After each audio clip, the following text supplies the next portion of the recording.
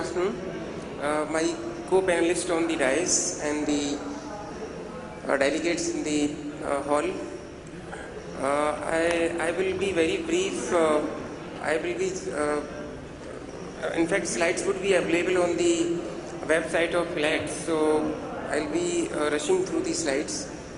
At the outset, I congratulate government of Uttarakhand and elites for appropriately choosing this day for hosting the conference. Reason being, 3 days before Honorable Prime Minister of India, he has launched 3 missions, that is Smart Cities, Amrit and Housing for All. And all the 3 missions put together, the total outlay is to the tune of 4 lakh crores. And this will be applicable to all the states and the UTs. I would like to tell you that how the concepts of the cities have changed over the decades, from industrial city in 1900 to the now presently the smart city in 2010. So how the concepts have changed from industrial city to automobile city to service city to sustainable city, and finally in today's time it is from 2010 we are talking about the smart cities. Smart cities, there are different forms across the world, like we have lab virtual cities in Kyoto, Amsterdam, knowledge-based cities. Some examples are in Edinburgh, Scotland. Broadband city example is Amsterdam, Geneva. Mobile ambient cities, San Francisco, New York, and digital cities like Tirkala in Greece and Hull in UK. A smart city need to have the different infrastructures in place.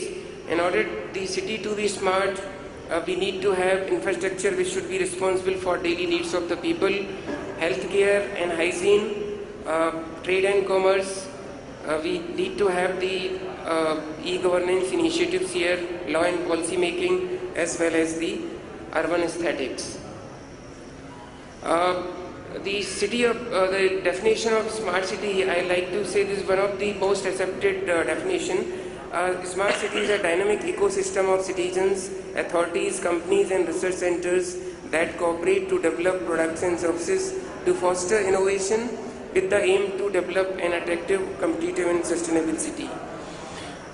Smart city need to have visions of livability, workability and sustainability. So cities need to develop various facilities in all the 3 visions.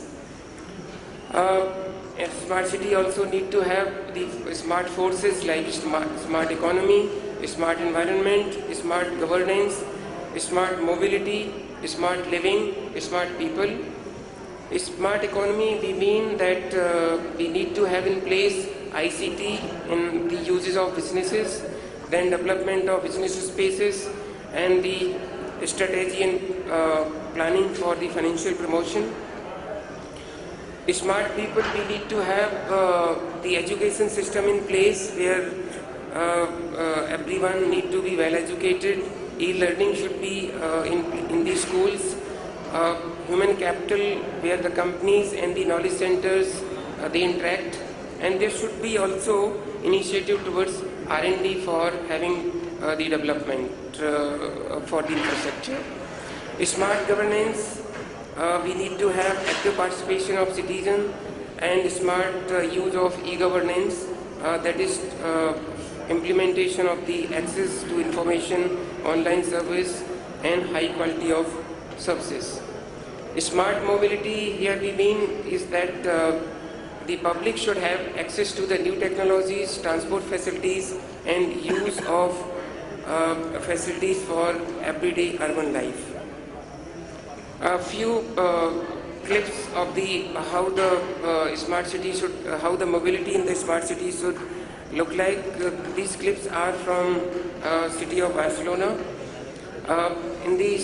For a smart environment, we need to have surveillance system to detect any crime, monitoring the policing operations, as well as online publications, promotion of cultures. A few clips for the smart environment where the solid waste management need to be managed and handled in a manner so that city looks neat and clean. Smart living, we need to have e-health, inclusions for providing the online services to the patients. Smart living, we need to have proper city development plan in place, and also we need to develop green spaces. This particular picture shows if we have different smart solutions in the areas of hospitals, highways, factories, then we need to, then in that case we will have good governance, we'll have transparency, we'll have comfort to the public, and safety as well as cost saving to the city as well as to the public. This is one of the example of Amsterdam, where 1% of the city's waste end up in the landfill area, and waste to energy system, there the supply of 75% electricity is given to the household of the Amsterdam from waste to energy plant. This is more interesting, as I mentioned. Three missions which have been launched by Honorable Prime Minister. Smart city, there are 100 smart cities. The outlay here is 1 lakh crore, 48,000 crores from the Government of India, and matching share from the state government and ULBs. Another mission is the Amrit Atal Mission for Regeneration and Urban Transformation. This is worth 50,000 rupees from the 50,000 crores from the Government of India, and balance from the states and ULBs. Then housing for all, this has got outlay of 2 lakh crore for 500 class 1 cities. Here the smart cities need to be selected based on the competition. So guidelines have been laid down, and there's a two-stage system for selecting the cities. Some of the features of the smart city would be promoting mixed land use, housing and inclusiveness, creating walkable localities, and promoting transport in the cities. Core infrastructure, we have got 10 core infrastructure which have been identified in order to make the cities livable as well as comfortable. Smart solutions there are 21 smart solutions to be implemented by the cities, and based on that, cities will earn the credit for that. This pie chart shows the smart cities across the country, how the a particular state will have a number of smart cities allocated, and the duration for the mission is 5 years from 2015 to 2020. Process of selection, it has got two-stage process: shortlisting of cities by the state, and stage 2 is the competition challenge round for the selection. These guidelines are available on the Ministry of UD's website as well. And as I told, the total outlay for this smart city is 1 lakh crore for 5 years duration. Amrit is parallel to the UIDSSMT, which was a part of the JNNURM. Government of India has found that small towns also need to be developed, so 500 cities will be covered under that. And here the criteria would be to have household to the access of the tap water in a assured water supply, increase amenities of the cities by developing greenery and maintain open spaces, reduce pollution by switching to public transport.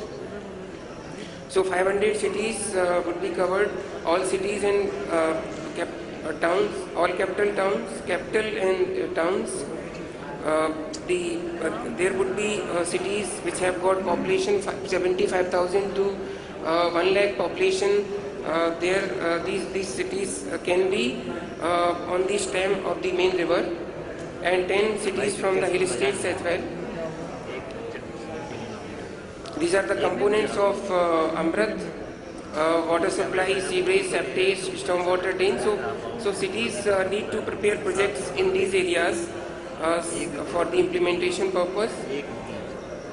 The funding as such, 50,000 crores from the Government of India and matching share by the states.